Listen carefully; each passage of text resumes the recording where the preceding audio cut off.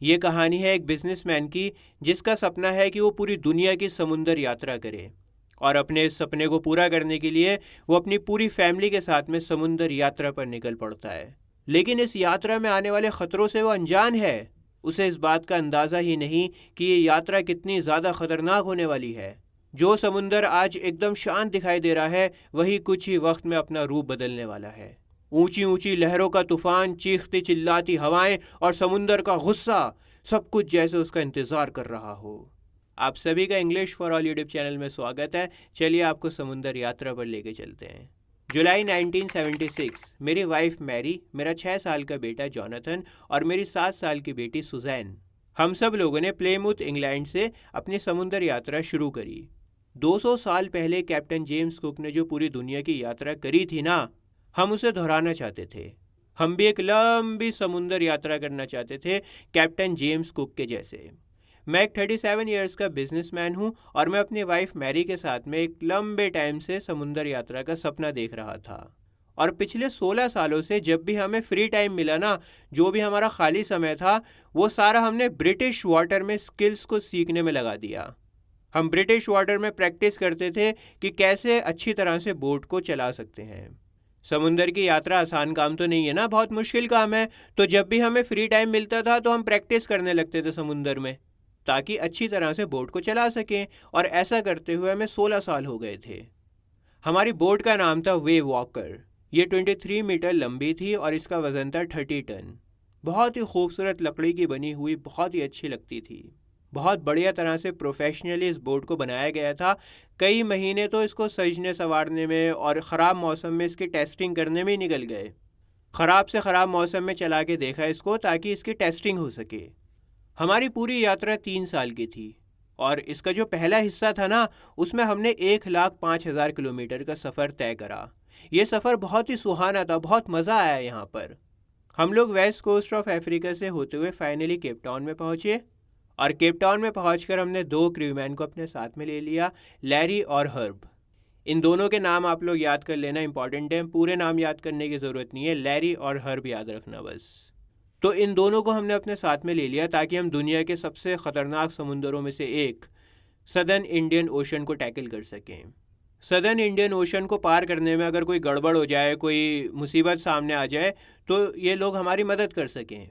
Cape Town से निकले हुए हमारा दूसरा ही दिन था और खूब तेज़ हवाएं चलने लगीं और अगले कुछ हफ्तों तक ये तेज़ हवाएं चलती ही रहीं। मुझे तेज़ हवाओं से तो डर नहीं लग रहा था, मुझे डर लग रहा था बड़ी बड़ी लहरों का। कुछ लहरें तो 15 मीटर तक ऊंची उठ रही थीं। हमारी बोट का जो मेन मास्ट था ना, उसकी ऊंचाई भी 15 मीटर ही थी और वहाँ तक लहरें आ रही थीं। मैं आपको बता दूं, मेन मास्ट ये होता है बोट का, बड़ा वाला झंडा। तो यहाँ तक लहरें आने लगी थीं। 25 दिसंबर आ गया था और हम सब जानते हैं 25 दिसंबर को होता है क्रिसमस। और हम केप टाउन से 3500 किलोमीटर आगे आ गए थे। हम लोग ईस्ट में जा रहे थे, हालांकि मौसम बहुत ख़राब था, लेकिन फिर भी हमने क्रिसमस सेलिब्रेट करा, एंजॉय करा। यहाँ तक कि बोट में हमारे पास में एक क्रिसमस ट्री भी रखा हुआ था। थोड़े दिन के बाद में न्यू ईयर आया, तब भी मौसम बहुत ख़राब ही था और हम उम्मीद कर रहे थे कि मौसम जल्दी ठीक हो जाएगा। लेकिन मौसम ठीक होने के बजाय और ज़्यादा ख़राब हो गया, बद से बदतर हो गया। 2 जनवरी की सुबह सुबह लहरें बहुत ही ऊंची उठ रही थीं। ख़राब मौसम को देखकर हमने बोट का झंडा गिरा दिया ताकि बोट की स्पीड कम हो सके और एक छोटा सा झंडा लगा दिया जिसे स्टॉर्म जिप कहा जाता है। स्टॉर्म जिप को तूफ़ान में लगाया जाता है, छोटा सा झंडा होता है ये, ताकि बोट की स्पीड कम हो जाए और हम उसे कंट्रोल कर सकें। लेकिन स्टॉर्म जिप लगाने के बाद में भी हमारी बोट बहुत तेज़ी से चल रही थी। हमारी बोट की स्पीड थी 8 नॉट्स। जैसे कार की या बाइक की स्पीड होती है किलोमीटर्स में, 40 kilometres, 50 kilometres, 100 kilometre per hour, वैसे ही जो बोट की स्पीड होती है ना, वो होती है नॉट्स में। और उस टाइम हमारी बोट की स्पीड थी 8 नॉट्स, जो कि बहुत ज़्यादा थी। हमारी बोट जब भी लहर के ऊपर चढ़ती थी ना, मतलब बोट जब भी ऊपर जाती थी, तो हमें बहुत दूर तक समुंदर दिखाई देता था और हम देखते थे कि कैसे इतनी बड़ी बड़ी लहरें हमारी ओर आ रही हैं। हवा और लहरों की आवाज़ इतनी ज़्यादा तेज़ थी कि हमारे कानों में दर्द होने लगा था। To slow the boat we drop the storm jib and lashed a heavy moving rope in a loop across the stern. अब बोट की जो स्पीड थी ना, वो कम होकर ही नहीं दे रही थी, इतनी तेज़ हवा चल रही थी वहाँ पे। तो हमने जो स्टॉर्म जिब लगा रखा था, जो छोटा वाला पर्दा था, उसको भी हटा दिया, उसको भी गिरा दिया। ताकि बोट की स्पीड कम हो सके। और हमने बोट की जो पीछे वाली साइड होती है जिसे स्टर्न कहते हैं, देखो ये वाला पार्ट होता है, स्टर्न कहा जाता है इसे, तो हमने यहाँ से रस्सी में गांठें बांधी और गांठें बांध बांध के रस्सी को फेंका। आपने इस तरह का एंकर देखा होगा, ये पानी में डाला जाता है ताकि बोट की स्पीड कम हो सके, बोट में स्टेबिलिटी आ सके, कंट्रोल आ सके। तो कहना क्या चाह रहे हैं कि हम लोग बोट की बैक साइड में रस्सी में गांठें मार मार के पानी में डाल रहे थे। हम चाहते थे कि बोट की स्पीड कम हो जाए। और फिर हमने हर चीज़ को दोबारा कस के बांधा। हमने अपनी लाइफ राफ्ट को निकाला, इस तरह की वो दिखाई देती है, इसको हमने बाहर निकाला और इस पर प्रैक्टिस करने लगे। और हमने ऑयल स्किन्स को और लाइफ जैकेट्स को पहन लिया। ऑयल स्किन्स दोस्तों वाटरप्रूफ कपड़े होते हैं। हम नहीं जानते थे कि ये तूफ़ान कितना बड़ा हो सकता है, शायद हमारी बोट भी डूब जाए। तो इस वजह से हमने पूरी तैयारी कर ली थी कि अगर बोट डूबी तो इमरजेंसी में हम क्या कर सकते हैं। और हम पूरी तरह से तैयार थे। ऑयल स्किन्स को पहन लिया, लाइफ जैकेट्स को पहन लिया, लाइफ राफ्ट को बाहर निकाल लिया और अब हम बस इंतज़ार कर रहे थे। 6 बजे के करीब पहले ख़तरे ने दस्तक दी। हर जगह भयानक सन्नाटा छा गया था, हवा रुक गई थी और आसमान अचानक काला हो गया। फिर एक तेज़ गूंजती हुई आवाज़ आई और बोट के पीछे एक बड़ा सा बादल जैसा कुछ ऊपर उठता हुआ दिखाई दिया। मुझे नहीं पता कि वो क्या था, बादल जैसा दिखाई दे रहा था, वो ऊपर की ओर उठ रहा था। लेकिन डरते हुए मुझे एहसास हुआ कि वो बादल नहीं बल्कि बहुत बड़ी लहर थी। ऐसी लहर तो मैंने पहले कभी नहीं देखी थी। वो लहर पूरी तरह सीधी खड़ी हो गई थी हमारे पीछे और बाकी लहरों से लगभग 2 गुना ऊंची थी। और वो लहर टूटकर हमारे ऊपर आ रही थी। हमारी बोट का जो पीछे का हिस्सा था ना, वो लहर के साथ ऊपर उठने लगा। एक पल के लिए मुझे लगा कि शायद हम उस लहर को पार कर जाएंगे, ऐसा लगा कि हम पार कर लेंगे इस तूफान को। लेकिन तभी एक जोरदार धमाका हुआ और बोट का जो डेक था ना, जो फर्श था बोट का, वो हिल गया। हरे और सफ़ेद पानी की तेज़ धार जहाज़ पर आ गिरी। मेरा सर स्टीयरिंग व्हील पे जाके टकराया और मुझे महसूस हुआ कि मैं बोट से बाहर जा रहा हूँ और पानी में डूब रहा हूँ। मैंने अपने आने वाली मौत को स्वीकार कर लिया था और अब मैं बेहोश होने लगा था। चारों तरफ शांति छा रही थी, अजीब सा सुकून महसूस होने लगा था। और फिर अचानक मेरा सर पानी से बाहर निकल गया। हमारी बोट वेव वॉकर कुछ ही मीटर दूर थी और वो लगभग पलटने ही वाली थी। हमारी बोट का जो मास्ट था ना, जो डंडा था बोट का, वो लगभग पानी के समान आ गया था, फ्लैट हो गया था वो। मतलब कहना चाह रहे हैं कि हमारी बोट बस पलटने ही वाली थी, वो फ्लैट हो गई थी। लेकिन फिर एक बड़ी लहर आई और उसने बोट को दोबारा से सीधा कर दिया। अब जब बोट सीधी हुई ना, तो मेरे जो रस्सी बंधी हुई थी वो एकदम से खिंच गई और मैंने बोट की रेलिंग को पकड़ लिया।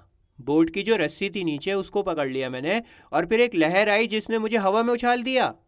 मैं हवा में उछला और सीधा जाके बोट के मेन बूम में जाके पड़ा। और ये जो बूम वाला एरिया है ना, ये पोल्स को, जो डंडे लगे होते हैं बोट में, उनको सपोर्ट करता है। और यहीं आकर पड़ा मैं।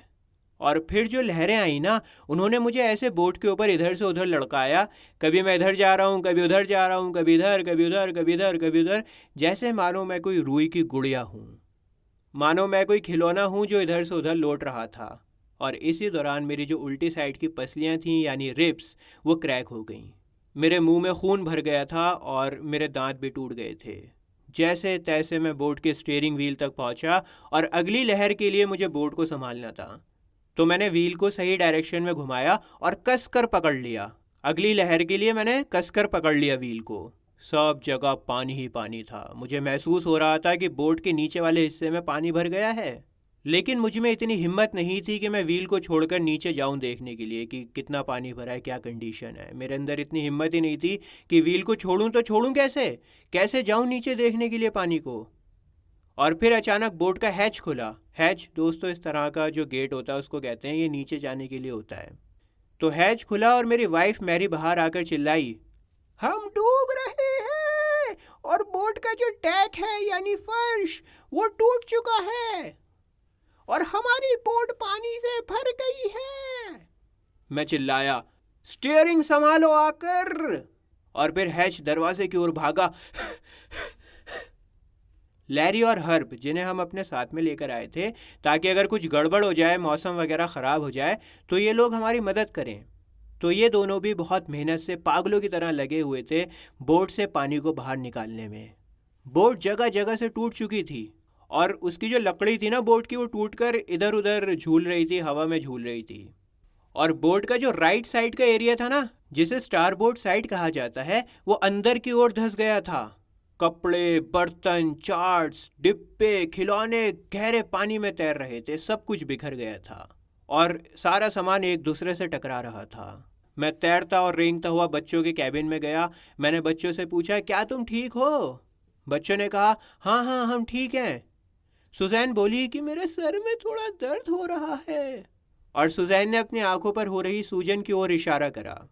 लेकिन मेरे पास में इतना टाइम था ही नहीं कि मैं सुजैन के सर पर हो रही सूजन को देख सकूं। मुझे कैसे भी करके बोट को डूबने से बचाना था।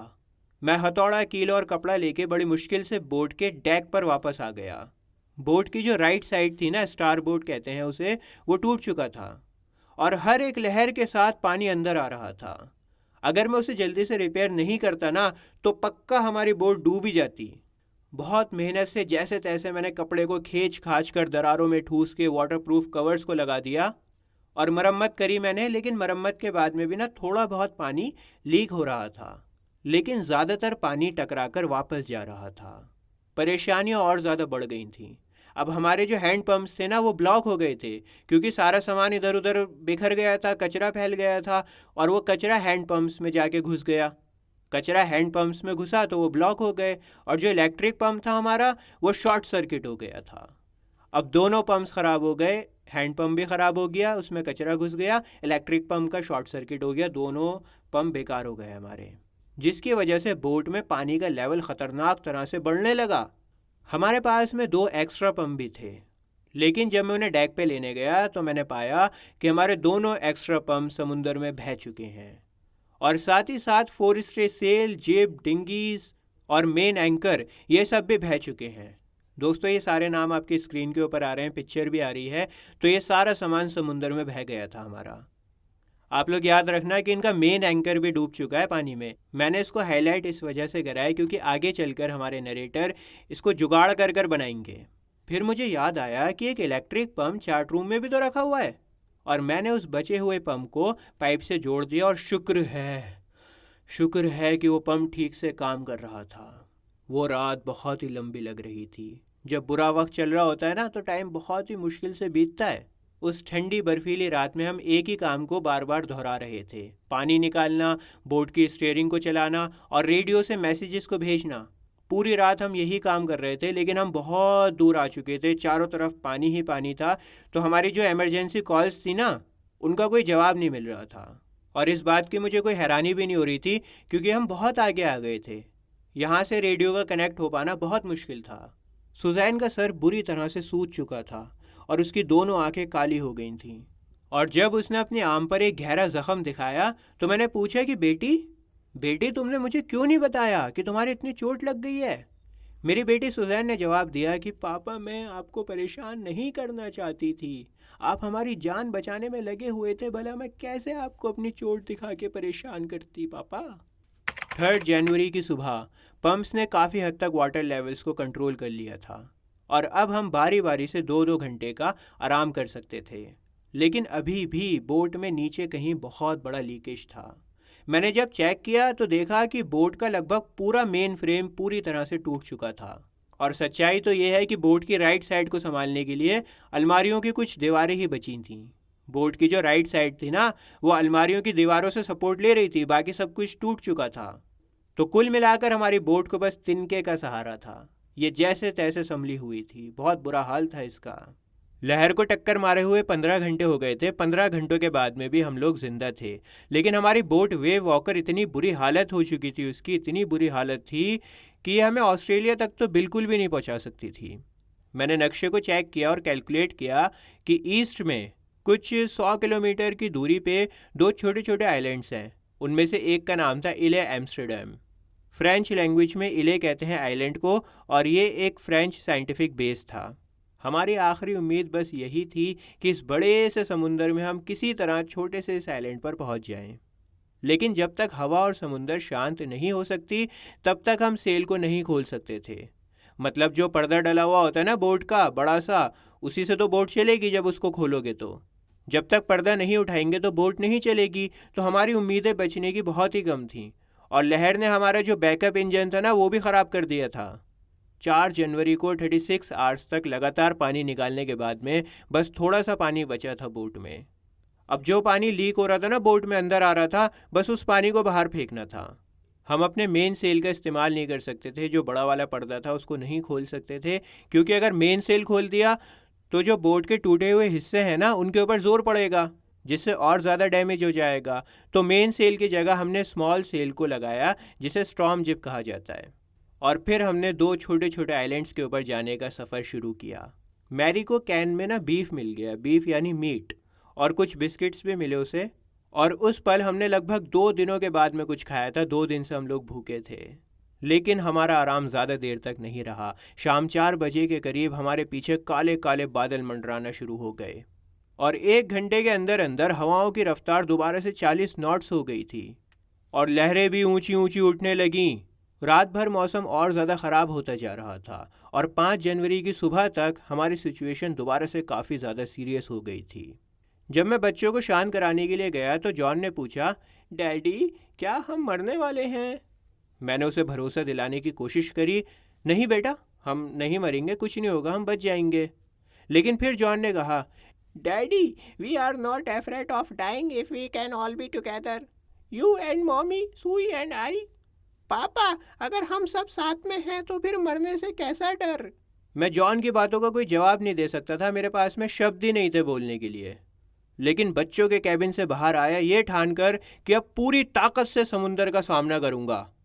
अब क्योंकि राइट साइड, स्टार बोर्ड वाली साइड पूरी तरह से डैमेज हो चुकी थी, तो राइट साइड को बचाने के लिए मैंने डिसाइड किया कि मैं लेफ़्ट साइड में टर्न मारूंगा। जब लेफ़्ट साइड में टर्न मारूंगा तो उससे क्या होगा, लेफ़्ट साइड के ऊपर सारा जोर पड़ेगा, पानी की जो लहरें हैं वो लेफ़्ट साइड पे टकराएंगी, जिससे राइट वाली साइड मेरी बच जाएगी। लेफ़्ट वाली साइड अभी भी ठीक ठाक थी, थोड़ी बहुत मजबूत थी और लहरों का सामना कर सकती थी। बोट को स्टेबल रखने के लिए मैंने भारी वाली नायलॉन की रस्सी ली और 22-22 लीटर के 2 प्लास्टिक के केन्स को लिया और एक टेम्परेरी एंकर बनाया। मैंने आपको थोड़ी देर पहले हाईलाइट किया था ना कि इनका एंकर डूब गया था, समुंदर में खो गया था। अब बोट को अगर स्टेबल करना है तो एंकर तो चाहिए। तो यहाँ पर मैंने जुगाड़ करके एंकर को बनाया और वो जो प्लास्टिक के केन्स थे ना उनमें पैराफिन भरा हुआ था। पैराफिन एक तरह का फ्यूल होता है। उस शाम मैरी और मैं एक साथ बैठे और एक दूसरे का हाथ थामा, और क्योंकि बोट चल रही थी तो बोट की मूवमेंट की वजह से जो टूटी हुई जगहें थी ना, जो दरारें थीं, वहाँ से और ज़्यादा पानी बोट में आ रहा था, पानी भरने लगा था बोट में। हम दोनों को लग रहा था कि अब अंत बहुत नज़दीक है, हम मरने वाले हैं।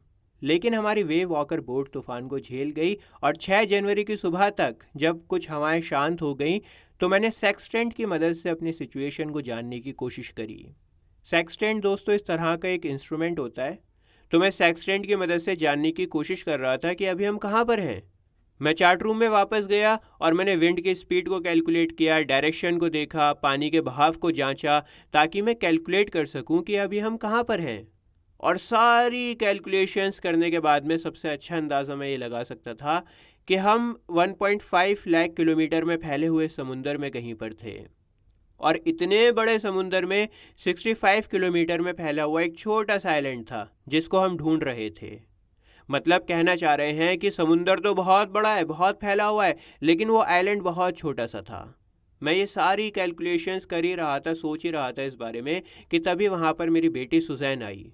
वो तकलीफ़ में थी, उसके सर की जो लेफ़्ट वाली साइड थी ना वो पूरी सूज चुकी थी और उसकी काली पड़ी आंखें इतनी ज़्यादा सिकुड़ गई थीं कि वो ठीक से खुल भी नहीं पा रही थीं।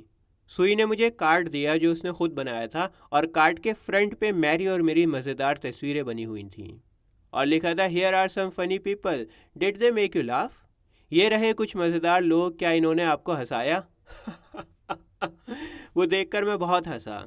जब कार्ड को खोला तो उसमें लिखा था, मैं आपसे बहुत प्यार करती हूँ मामा पापा, और हमें उम्मीद नहीं छोड़नी चाहिए, सब कुछ बहुत अच्छा होगा, और मैं आपको थैंक यू कहना चाहती हूँ क्योंकि आप हमारी बहुत मदद कर रहे हो। ये कार्ड देखकर मेरे अंदर दोबारा से जोश आ गया था और मैंने ठान लिया था कि चाहे जो कुछ हो जाए हमें बचना ही होगा, हमें ज़िंदा रहना ही होगा। मैंने जो कैलकुलेशंस करी थी ना उनको चेक किया मैंने और फिर दोबारा से चेक किया, डबल चेकिंग करी ताकि कोई गलती ना हो। हमारा मेन कंपास खो चुका था और मैं इस्तेमाल कर रहा था बैकअप में रखा हुआ कंपास। और ये जो बैकअप वाला कंपास था ना, इसकी मैग्नेटिक वेरिएशंस को एडजस्ट नहीं किया गया था। दोस्तों, पहले ज़माने में जो कंपास हुआ करते थे उनको एडजस्ट करना पड़ता था। आज के ज़माने में तो ज़रूरत नहीं है, बहुत एडवांस्ड कंपास आ रहे हैं। आसान शब्दों में अगर मैं कहूँ कि जो डायरेक्शंस होती है ना, वो थोड़ा बहुत उनमें फ़र्क होता है, उसको एडजस्ट करना पड़ता है कंपास को। तो हमारे पास में जो बैकअप वाला कंपास था वो एडजस्टेड नहीं था, तो मैंने मैग्नेटिक वेरिएशंस के हिसाब से अपने कैलकुलेशंस को भी एडजस्ट कर लिया, थोड़े बहुत चेंजेस करे अपने कैलकुलेशंस में, और एक और अनुमान लगाया कि वेस्ट से जो लहरें आ रही हैं ना बहती हुई, वो कितना इन्फ्लुएंस कर सकती हैं, कितना प्रभाव डाल सकती हैं हमारी बोट के ऊपर। वेस्टर्ली करेंट्स का मतलब है कि जो समुंदर की लहरें वेस्ट से होती हुई आ रही हैं वो कितना प्रभाव डाल सकती हैं। तो सारी कैलकुलेशंस कर ली, सारे अनुमान लगा लिए, और करीब दोपहर 2 बजे मैं एक कंक्लूजन के ऊपर पहुंचा। मैं ऊपर डेक पे गया और हमारे जो क्रू मेंबर थे लैरी से मैंने कहा कि बोट को 185 डिग्री की दिशा में लेके जाओ। अगर हमारी किस्मत ने साथ दिया तो लगभग शाम 5 बजे हमें आइलैंड दिख सकता है।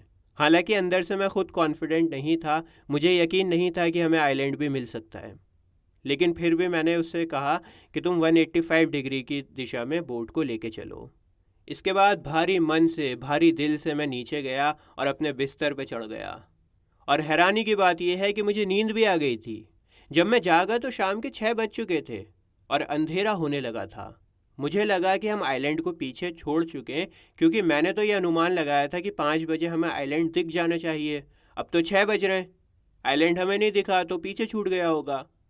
और जो हमारी बोट की कंडीशन थी ना, जो सेल बचे हुए थे हमारे पास में, उनके सहारे हम वापस लौट नहीं सकते थे। हमारी बोट वेस्टर्ली विंड्स यानी पश्चिमी हवाओं के ख़िलाफ़ वापस नहीं जा सकती थी, उसमें इतना दम नहीं था। और इसी दौरान मेरा बेटा जॉनथन वहाँ पर आया और उसने कहा, क्या मैं आपको हक कर सकता हूँ? साथ में सुई भी थी जो उसके पीछे खड़ी थी। मैंने पूछा, पर क्यों? तुम मुझे अभी गले क्यों लगाना चाहते हो? क्योंकि आप दुनिया के सबसे अच्छे पापा हो और सबसे अच्छे कैप्टन भी। आज नहीं जॉन, मैं डरा हुआ हूँ। सुई ने कहा, आप बेस्ट हो क्योंकि आपने आइलैंड को ढूंढ लिया है। क्या क्या कहा तुमने? मेरे बच्चों ने कहा, जी हाँ, वो हमारे सामने है और इतना बड़ा है जितना बड़ा एक बैटलशिप होता है। बहुत बड़ा आइलैंड है पापा। मैं तेजी से डेक पर भागा हुआ गया और राहत की सांस लेते हुए आइल एम्स्टर्डम के किनारे को देखा।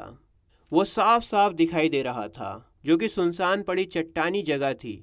वहाँ पर बहुत ही कम हरियाली थी, पेड़ पौधे थे, चट्टानी एरिया था सारा। लेकिन उस पल वो दुनिया का सबसे खूबसूरत आइलैंड था, क्योंकि उसने हमारी जान बचाई थी। हमने क्या करा, एंकर को वहीं पर डाल दिया, बोट को हमने रोक दिया वहीं पर ही, और पूरी रात वहाँ पर बिताई आइलैंड के पास में। और अगली सुबह जब हम किनारे पर पहुँचे तो उस आइलैंड में रह रहे 28 लोग खुशी से तालियां बजा रहे थे, हमारा वेलकम कर रहे थे और हमारी मदद कर रहे थे। जब मेरा पैर ज़मीन पर पड़ा, उस आइलैंड के ऊपर पड़ा, तो मेरा मन लैरी और हर्ब की यादों से भर गया। इन दोनों ने इतनी ख़राब, इतनी सीरियस सिचुएशन में भी अपनी उम्मीद को नहीं छोड़ा था। और मेरी वाइफ मैरी, जिसने आखिर में इतने इम्पॉर्टेंट टाइम में, इतने क्रूशल टाइम में बोट को चलाया था। और सबसे ज़्यादा तो मैं उस 7 साल की बच्ची सुजैन के बारे में सोच रहा था, जो नहीं चाहती थी कि हम उसके सर पे लगी चोट की चिंता करें। हालांकि बाद में उस चोट की वजह से 6 छोटे छोटे ऑपरेशंस करने पड़े सुजैन के, ताकि स्किन और स्केल के बीच में जो बार बार ब्लड क्लॉट्स बन रही है ना, उनको हटाया जा सके। बेचारी बच्ची के 6 छोटे छोटे ऑपरेशंस हुए थे। और मेरा 6 साल का लड़का जॉनथन, जो कि मरने से नहीं डरता, मैं इन सब के बारे में सोच रहा था। और यहीं पर हमारी कहानी ख़त्म हो जाती है। दोस्तों, अगर आपको क्लास 11th के बाकी सारे चैप्टर्स को देखना है बहुत ही आसान लैंग्वेज में, तो अभी आपकी स्क्रीन के ऊपर जो प्लेलिस्ट आ रही है, इसके ऊपर आप क्लिक करो, आपको क्लास 11th के सारे चैप्टर्स मिल जाएंगे। मिलता हूँ आपसे किसी और वीडियो में। जय हिंद।